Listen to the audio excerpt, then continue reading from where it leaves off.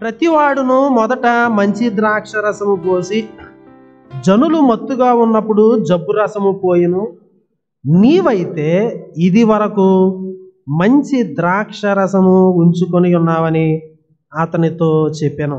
రీసెంట్గా నేను కొన్ని బుక్స్ చదువుతున్నాను. అందులో ఈ రిటైర్మెంట్ తర్వాత ఎట్లాగా, లేకపోతే వృద్ధాప్యాన్ని గురించి కొన్ని వర్క్స్ చదువుతున్నాను. ఒక ఆయన రాస్తూ యోహాను సువార్త ఇప్పుడు చదివిన వచనం మీద కామెంట్ చేస్తూ ఒక చక్కటి మాట రాశాడు. He serves the best wine last. మానవులైన వారు ఏంటంటే మంచి వయసులో ఉన్నప్పుడు చక్కటి ఫలాలను ఇస్తారు, బాగా కష్టపడతారు, వ్యాపారం బాగా చేస్తారు, బాగా సంపాదిస్తారు, కుటుంబాన్ని బాగా చూసుకుంటారు. ఇట్లా వాళ్ళ యొక్క బెస్ట్ అంతా వాళ్ళ యొక్క మంచి వయసులో ఇస్తారు. కానీ యేసుక్రీస్తు వారు తోడుగా ఉన్నప్పుడు, యేసుక్రీస్తు వారు వారి జీవితాల్లో పనిచేస్తున్నప్పుడు యేసుక్రీస్తు వారు he serves the best wine last.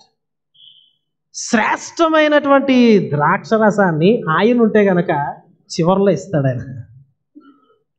చాలాసార్లు ఈ పోస్ట్ రిటైర్మెంట్ పీరియడ్ని పదవీ విరమణ చేసిన తర్వాత, లేకపోతే వృద్ధాప్యం వచ్చిన తర్వాత, లేకపోతే చాలా పరిస్థితులు ఎదుర్కొన్న తర్వాత ఉండే కొద్దీ ఆరోగ్యం క్షీణిస్తున్నప్పుడు మనం పెద్ద ఫలభరితంగా ఎవరికి పెద్ద అవసరం లేనటువంటి పరిస్థితి అనేది వస్తుంది ఒకానొక సమయంలో.